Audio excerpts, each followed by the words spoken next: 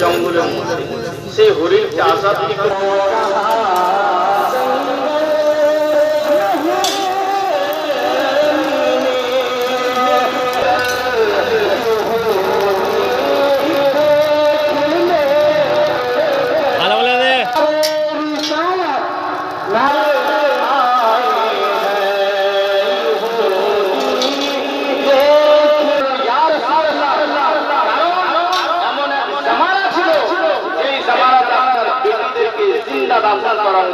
আমার রাসূলের পাক এমনই আসলেন আল্লাহু আকবার কবিরা এই সমস্ত জুলুম দুনিয়া থেকে দূর হয়ে গেল